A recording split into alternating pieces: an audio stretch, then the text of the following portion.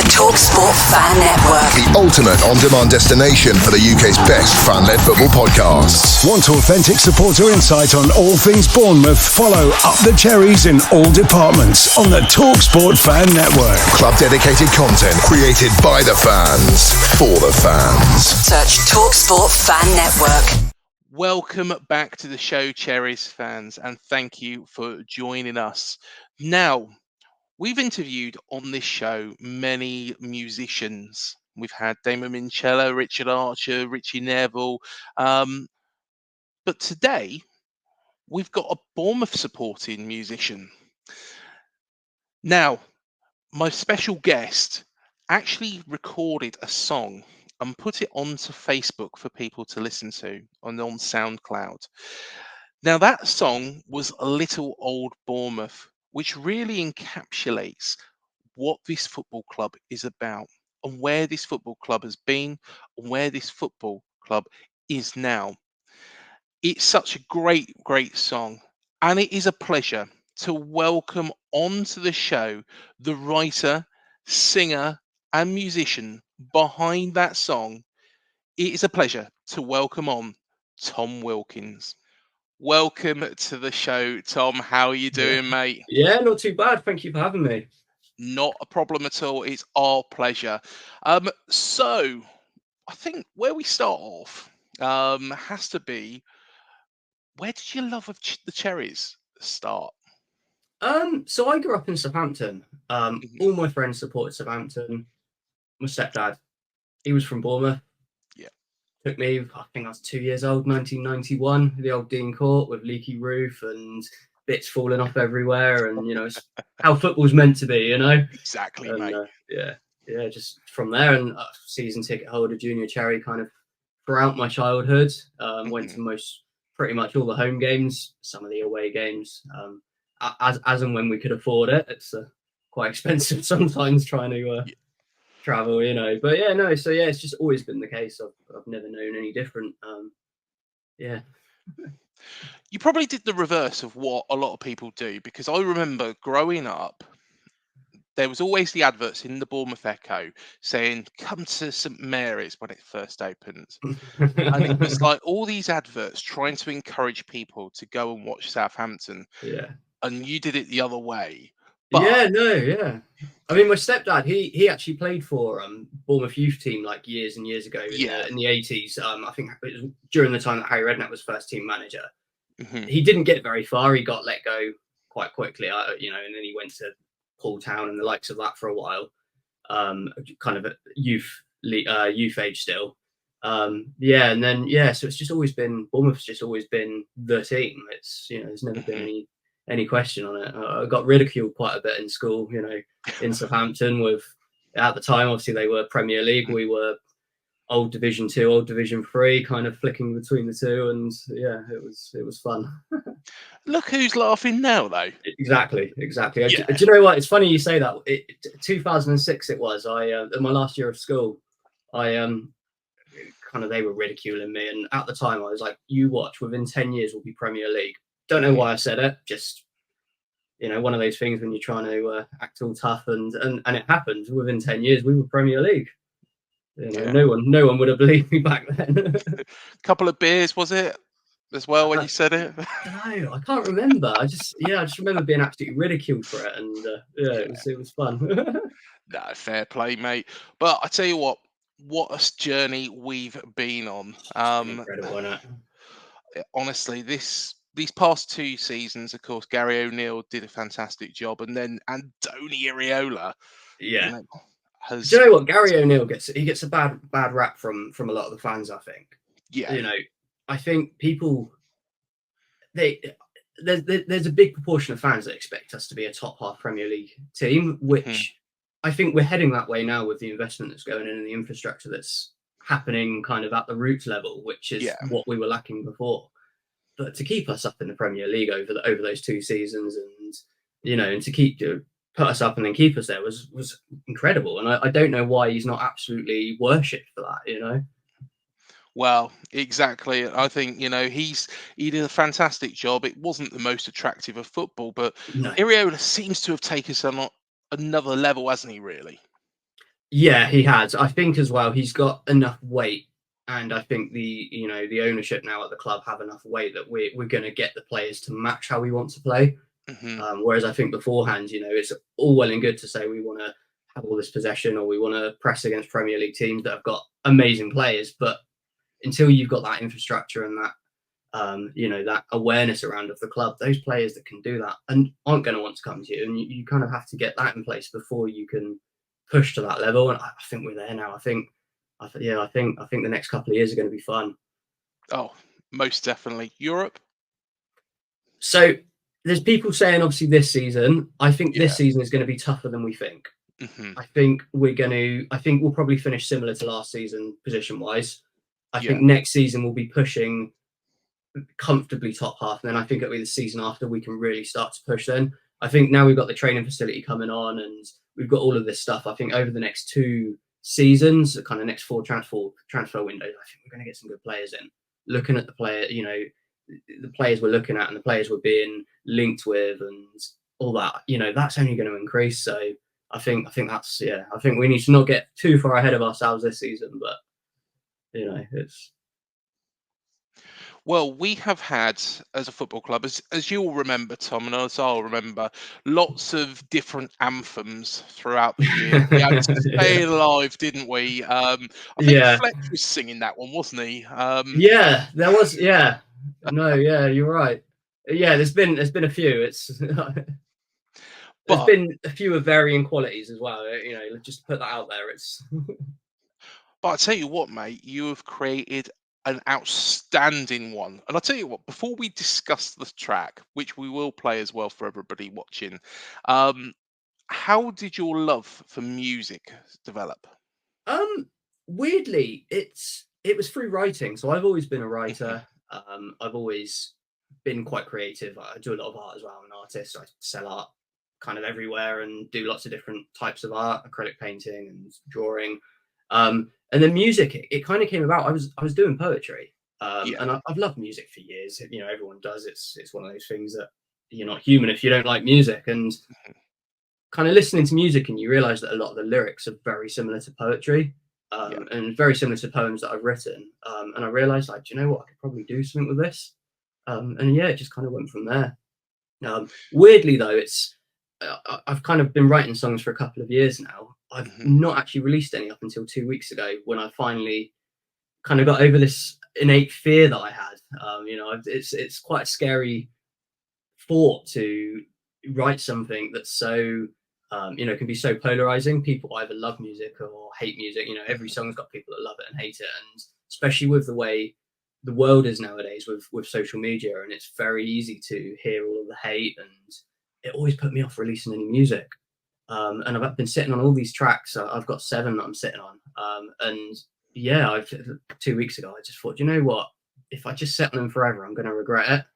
I kind of got myself on SoundCloud, and then next thing I know, kind of Spotify's, becoming a possibility, and I'm getting all of these tracks onto all these streaming sites. And it's been crazy. This is the only song, the Little Old Bournemouth, that I've been written kind of very recently. All of my other tracks have been kind of 6 months ago plus.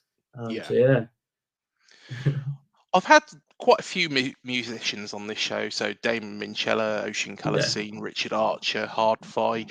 A lot of those are writers of music themselves as well. But I'll put this to you, Tom. When you actually write a song, do you start off with the lyrics, or do you start off with the backing beat? How does it all come together? Because if I was to write a song, I wouldn't have a clue where to start. I could probably write some lyrics. And where do those go? I generally start with so I start at the chorus. I'll get a chorus in place, and I generally start the tune and the lyrics come kind of hand in hand. It creates the rhythm, it creates the sound you're going for. And then once I've got that down and kind of have that sounding okay, I'll then branch it out and I'll start thinking of verses and how I can link them in.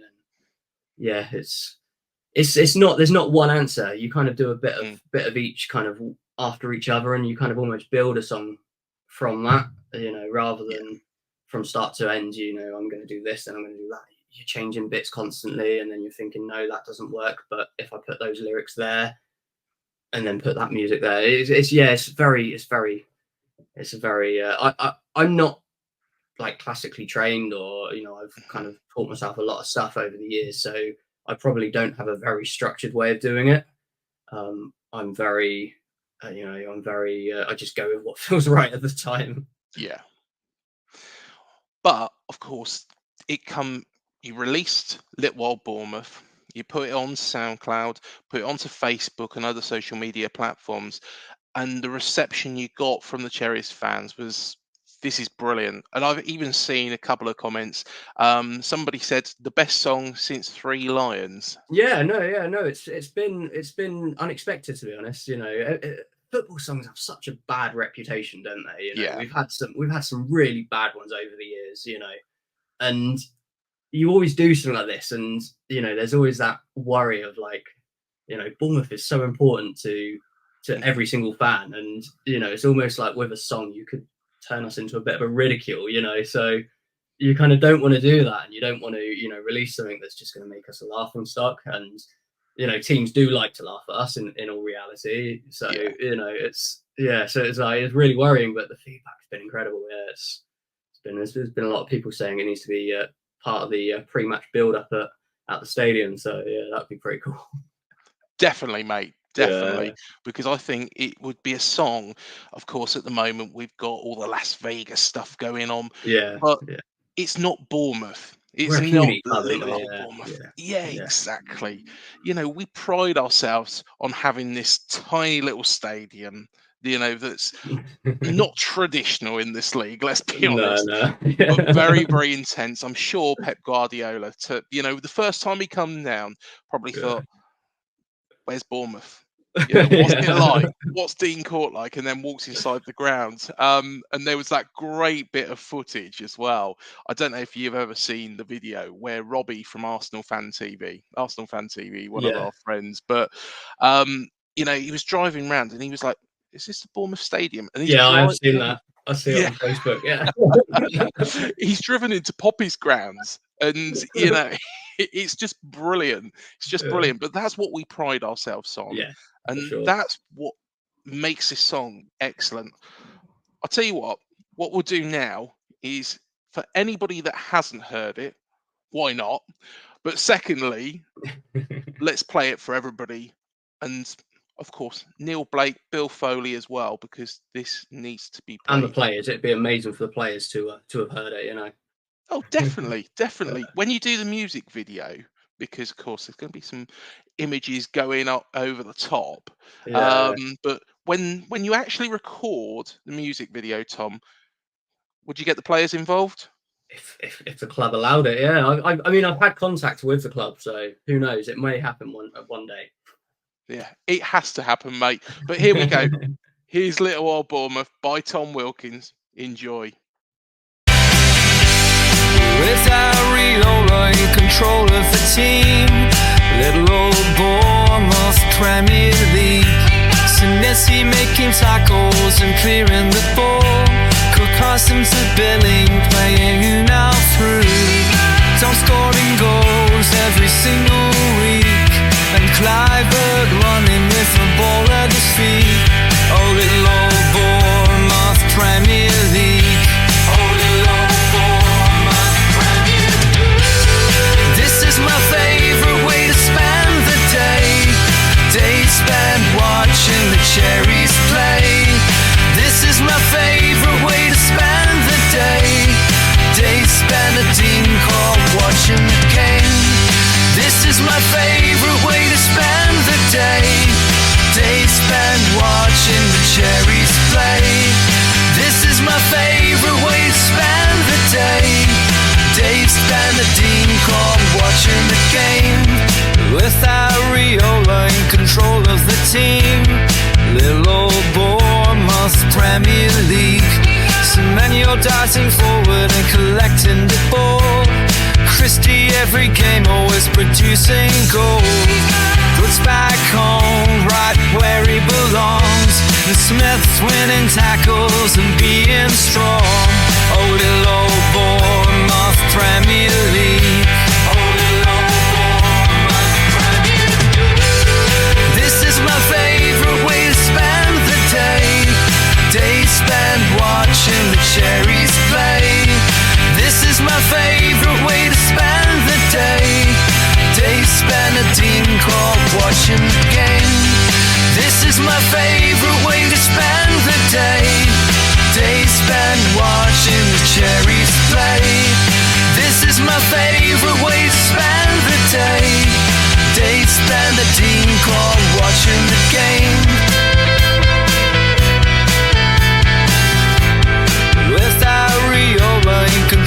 the team.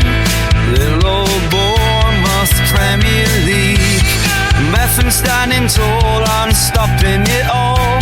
The Neto making sure we don't concede any goals. Dango being Dango and taking them on. And we have Fev with great passes to Dom. Oh, Little Old Bournemouth Premier League. Oh, Little Old Bournemouth Premier League.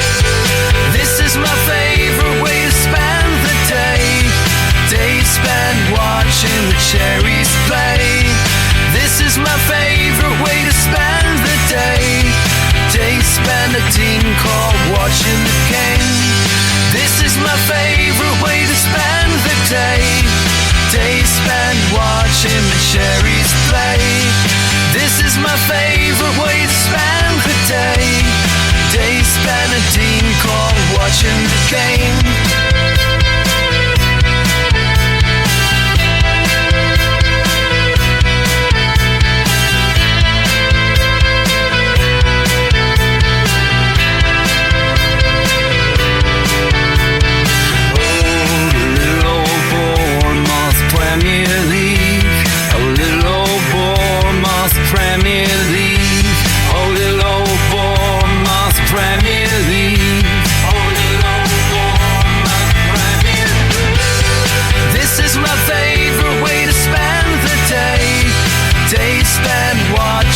Cherries play.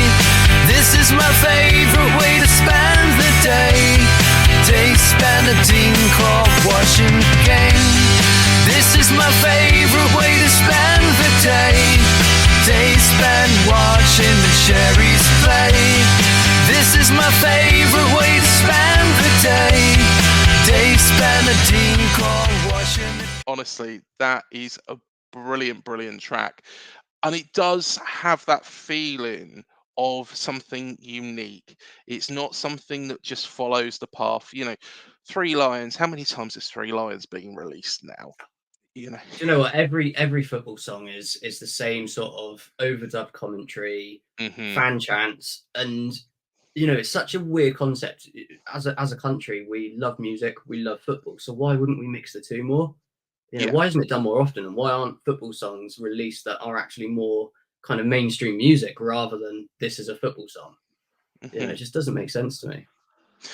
And the first thing when I heard the song is that it's my genre, you know, Britpop, it's indie, it's that sort of style that goes hand in hand with football. Whereas if you look at some of the songs, Ant and Dec released one, didn't they? Very kind of comical pop is what I'd probably refer to it as, But why are more songs not released for football fans in the genres that football fans listen to?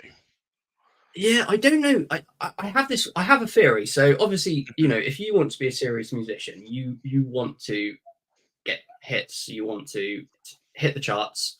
You know, but I was looking at it, and to hit the UK top 200, which is the start of the charts, kind of 100,000 plays, streams, and you're kind of looking like you're getting close to it.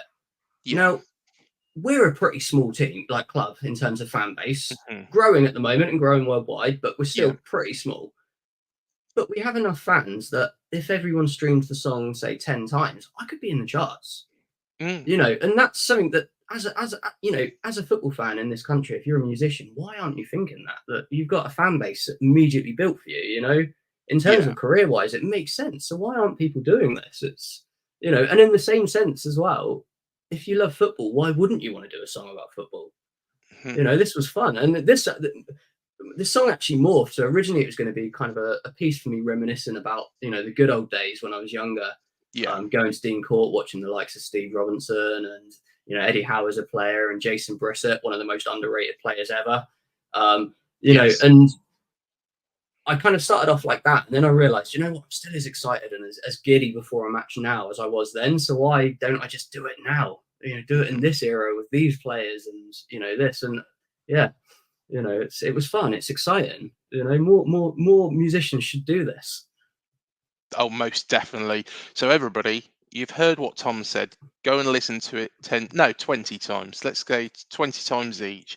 You know, everybody at Dean Court, honestly, get yourself in. How amazing would it be to have a song about Little Old Bournemouth in the UK charts? Exactly, Yeah, mate. And pretty epic, wouldn't high it? up as well. It would put our club on the map, and things do go viral as well. Yeah, yeah.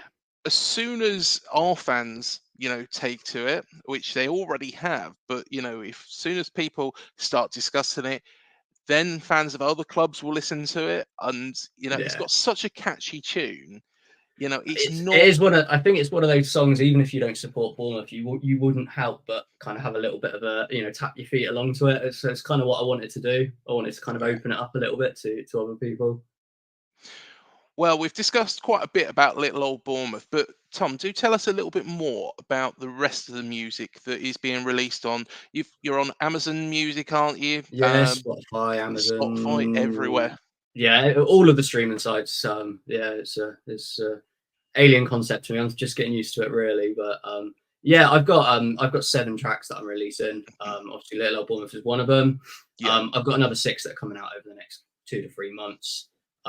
More into my my normal kind of genres of music. So unfortunately, no more Bournemouth ones. But it's definitely so yeah, I've got a song coming out on the 12th of August. A song on the 9th of August. They're a little bit more kind of indie pop, indie rock. They're quite cool. Yeah. And with regards to playing live, would you, hopefully, fingers crossed, would you play live at Dean Court or elsewhere? Yeah. It's like I said, I struggled with the music thing for a while and kind of didn't even want to release my own music, but kind of so far I've had a lot of very good feedback. So a lot of the kind of fears that I've had have started to go. So yeah, of course I would. It'd be pretty epic, wouldn't it? Half time or something, come on at half time, bit of half time entertainment. That'd be pretty amazing. Well, hopefully the powers that be are watching this as well, and we can get that to happen. With regards to the instruments that you play as well, because of course you do all the vocals, you do all the instruments as well. How many instruments do you actually play, and how do you piece that all together? Is it all done on the computer, or? So I play guitar. Yeah. I I've got other people that I use for a lot of the other instruments. I couldn't play a million different instruments. It's impossible. And then I also do use the computer to make kind of tracks with drums and stuff like that, because it's the easy way of doing it. I don't have the backing of a record label that can hire me all of these different musicians, and so a lot of it's done. Yeah, a lot of it's done on the computer, and I'll put kind of different beats together and add in a bit of bass, and it's fun. And it's kind of understanding. Playing the guitar allows you to do that with other instruments, because you understand the way that different kind of tunes go together, different melodies, and you can kind of transfer that to any other instrument on a computer system and kind of putting the beats in. It's pretty amazing. 21st century, it's crazy, eh? Honestly, it's mad. To be honest, like I say, my musical background is, although I've got a wide range of music I like, couldn't play an instrument to save my life apart from the recorder, which would drive. Hey, it's never too late to start. I know, but somebody would really need to teach me. I've got to be honest. I've got to be honest. But just going back onto Bournemouth, and of course, this season, and coming up, of course, the new kit has just been released as well. Apart from the sponsor, because there's been a lot made about that. I don't mind about the sponsor. In being completely honest with you, we've got 2 years until betting industry is banned from football. We're a club that's trying to grow. Why wouldn't we try and get the best return for our shirt space? Which, if that's what they offered, then then that's what we need to do as a team. It's it might not be to everyone's agreement, but you have to, at the end of the day, a football club is a business, and and we don't have the the gate receipts that some of the bigger clubs have, or the TV share that some of the bigger clubs have that are in other competitions, and so we have to make up for that. So that's my opinion on the sponsorship. It does look a little bit better because I have seen a mock-up earlier on today with Energy Consulting on there, and it just takes me back to that moment when Mark Pugh sticks it in the back of the net against Bolton. That Yeah. will do it. And, of course, we all go mad, go on the pitch, go crazy, and we start having to pinch ourselves the Yeah. next day and think, did that actually happen? Yeah, for sure. So, of course, the shirt does remind us as well of the good old days and that game against Bolton, like we say. But we haven't made that many signings so far. Dean Houston does appear to be turning up. Also, Yeah, he's Alex, posted now, isn't he? So the club yes, haven't confirmed it, but he seems to have. So I've seen a picture in a Bournemouth shirt, not a Bournemouth yeah, shirt, a training shirt. it was a training shirt, wasn't it? Yeah. Yeah, and it's made me think, yeah, but how clever people are nowadays. And, He could again, be it's using pure. that. Yeah, I know. Yeah, It I could be hope something not. super He inflated. looks like a good signing though. So But he's a Bournemouth signing, isn't he? That's the great thing. He's a yeah, player that, and that's what's great about Zabania and Milos Kerkez and players like that. We're buying players with lots of potential. yeah. Is there any duds really that we've bought? I don't think there is, I to don't be think there is. honest. Do you know what? As well, for the players that are, the existing players, the kind of Mhm. the mature players, it must be so empowering for them that the club aren't panic buying kind of players that are already at their full Yeah, potential. They're buying players for the future, even though that might not mean that they're ready for 90 minutes every single week now. And the club are trusting the players we have, and I think that's as important as signing like massive players. The players that are there now are going to be so empowered by that, and they're yeah. going to feel so valued. And I think that's such an underrated aspect of kind of the transfer window. Mhm. Of course, we have got the Camford Magna training ground, which should be opening as well during the season. I don't think Yeah, we'll start there, but I think no, yeah. midway through, probably around December time, we'll probably They're move. saying by Christmas, aren't they? Yeah, Yeah.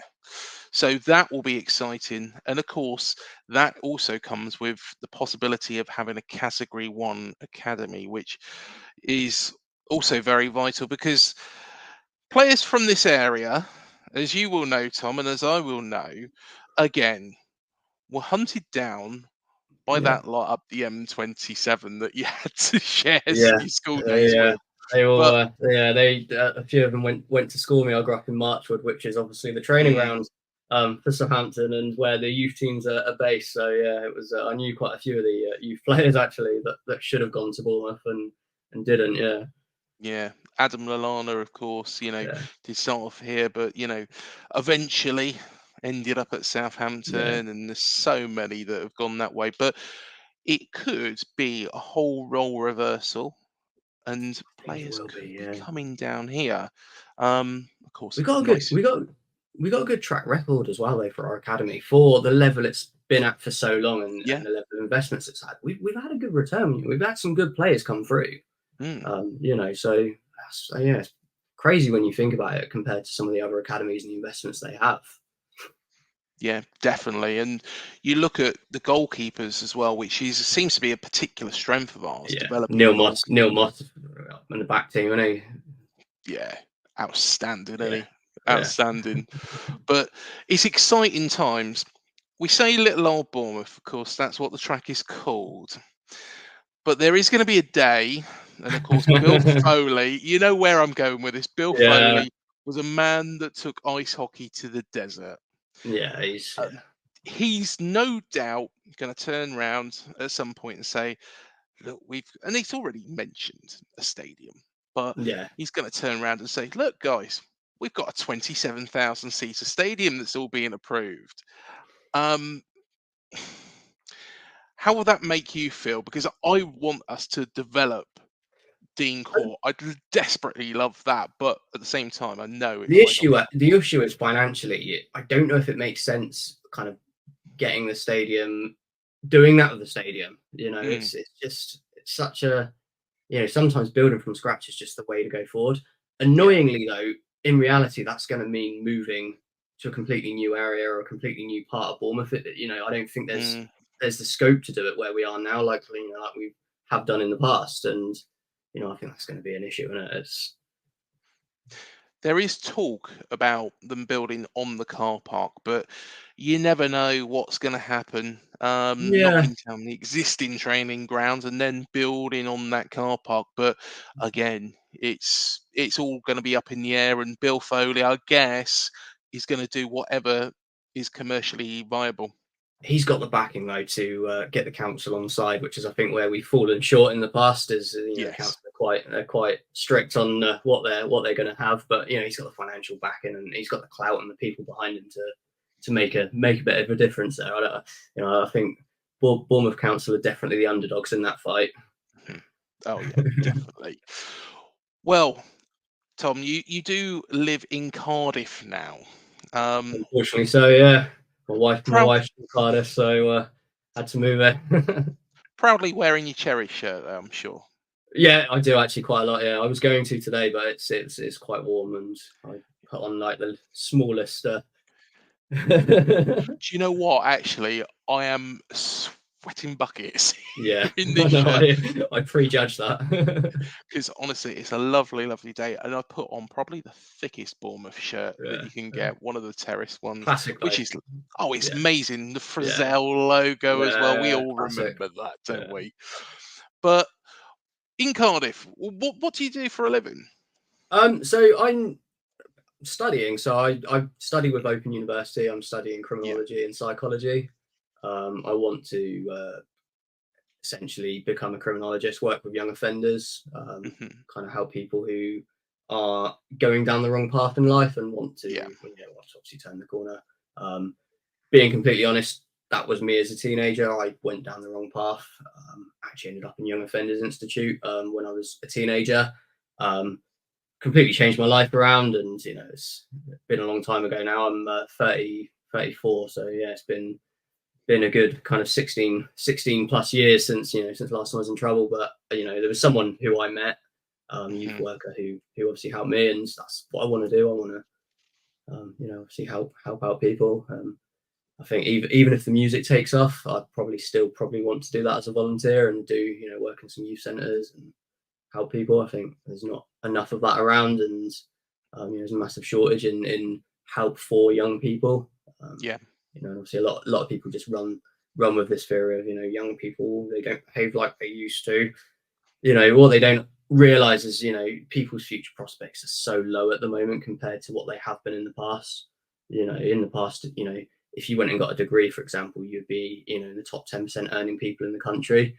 Whereas now, if you get a degree, you're just a normal person because so many people have a degree. And it's a good thing, obviously, that people are being educated, but it leaves this kind of weird hole where the people that aren't necessarily academic or aren't that way inclined just suddenly feel like, well, where's the place for me in society? And I feel like there needs to be a bit more of a push to actually helping people rather than blaming people. No, fair play to you. And I tell you what, very, very worthwhile. And all the very, very best on that front. I'm sure music will also help because I can imagine, and looking at my own childhood, there's a number of people, that I look at, from my own childhood that did take the wrong path, and unfortunately, bad things have happened. Yeah, I won't go into it, but bad things have happened to them since. Um, but it's a it's such a worthwhile thing to do to stop that at the root cause, because that will be something, and that, like you've mentioned there, will be something that they will probably want to get into moving yeah, forward. I think yeah. it inspires people, doesn't it? Yeah, no, definitely. I think, especially someone like myself who had, a checkered background and grew up and Mhm. was, in Southampton in the inner city and, involved in a bit of the gang stuff and, all that, to come out the other side and to, completely change. I'm now a 34-year-old family man that spends my Friday and Saturday nights sat at home drinking coffee while I put my kids to bed. It's, Yeah. and for people to see that, it can give hope when, when there's someone who's been there and they've made the mistakes and, and they've come out the other side. And it's not just somebody reading from a book. There's so many people that try and they'll read a book or they'll read a Facebook post and then they'll use that to try and try and manipulate the way people think, and it's like, that doesn't work. That's not real life. It's not how the world works. As a family man myself as well, I echo that. I never thought of it years ago. I just thought, yeah, go out, get drunk every night, go on holidays, do silly stuff. It was the way it was. But no, fair play to you and all the very, very best. Tom, I know we've mentioned Spotify, we've mentioned Amazon Podcasts as well, and Amazon Music. Where else can people find you? There is some links down below. Yeah, so all the social medias, at Tom Wilkins Music. Please give me a follow. Obviously, I'm very new to the music thing. I've just decided to give it a go, right? After sitting on everything for years. So I need to build my social medias. I need to get plays on Spotify. So yeah, if you're going to stream the music, stream it on Spotify. Let's get it into the Spotify charts. Give me a follow on social media. If you're on TikTok, make a video and use the song as the sound for the video, and then we can get that going viral on TikTok too. Just search for Little Old Bournemouth. It's on TikTok as a sound, so just use it on any video you can use it on. That's a bloody great idea. And do you know what? Growing up, it's probably something that I would do all the time, just filming something random, just play this track over. Do you know what? I'm 34 years old, never used stuff like TikTok, but obviously doing this music thing, I've had to get into it. And yeah, it's an eye-opener. It's an eye-opener. All the young people are all on it, and yeah. Definitely, mate, definitely. Well, Tom, all the very, very best to you. All the best with the music. We will do everything we can to get the song into the charts. It is an absolutely brilliant song. And again, towards the end, honestly, mate, pretty proud. Brilliant.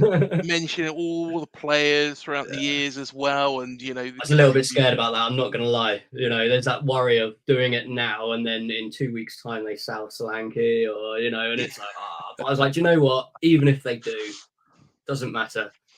Exactly, mate. Exactly.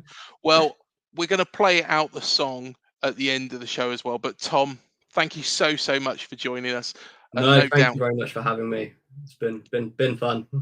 Pleasure's all ours, mate. Pleasure's all ours. All the best, mate. I'll see you later. And thank you, everybody, for joining us. Remember, hit the like, the subscribe, and the bell button below to be alerted to any new videos we do here on Up the Cherries in all departments. Do also check out all of our other interviews on here as well. We had recently Kieran Maguire, of course, The Price of Football, talking about sponsorships, PSR, and so on and so forth. We've also got a very, very special guest coming up. And that special guest is going to be doing his preview of 2024-25. Now, it's going to be a very, very popular video because of who it is. You probably have guessed. I'm going to leave you waiting. I'm not going to announce it, but check this channel out at 5 o'clock on Friday, and it will appear for you all to see. Do check out all of our cherry pickings as well as everything else on the channel. And we will, like I say, be doing This Is Football with Manny as well. So keep your eyes peeled for that. Until the next show, up the cherries, and thank you for joining us. Without Riola in control of the team, Little Old Bournemouth Premier League. Senesi making tackles and clearing the ball. Cook Customs to Billing, playing you now through. Tom scoring goals every single week, and Clivert running with the ball at his feet. Oh, Little Old Bournemouth Premier League. Oh, Little Old Bournemouth Premier League. This is my favourite way to spend the day.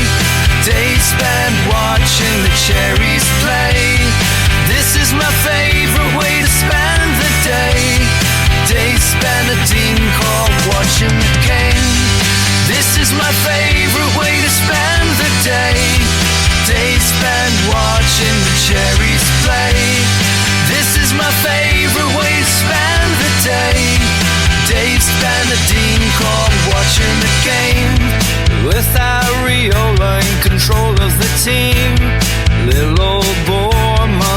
Premier League.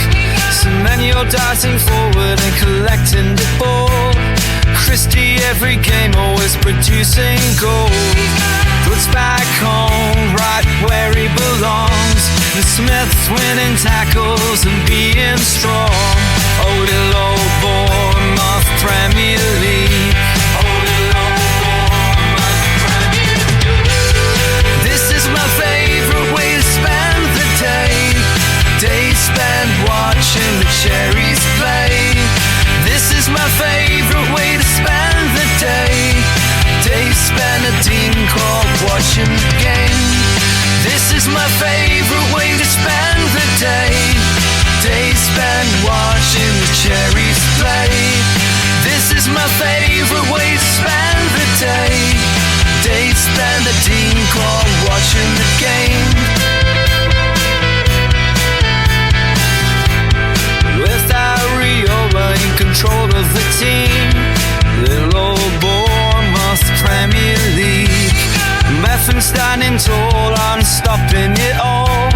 The Neto making sure we don't concede any goals. Dango being Dango and taking them on.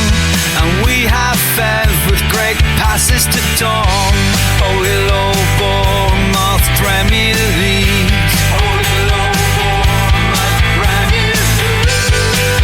My favourite way to spend the day. Day spent watching the Cherries play. This is my favourite way to spend the day. Day spent a Dean Court watching the game. This is my favourite way to spend the day. Day spent watching the Cherries play. This is my favourite way to spend the day. Day spent a Dean Court watching the game.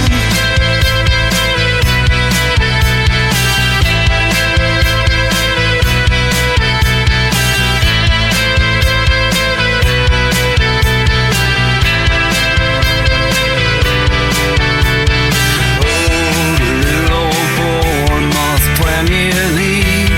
Oh, little old Bournemouth Premier League. Oh, little old Bournemouth Premier League. Oh, little old Bournemouth Premier League. This is my favourite way to spend the day. Day spent watching the Cherries play. This is my favourite way to spend the day.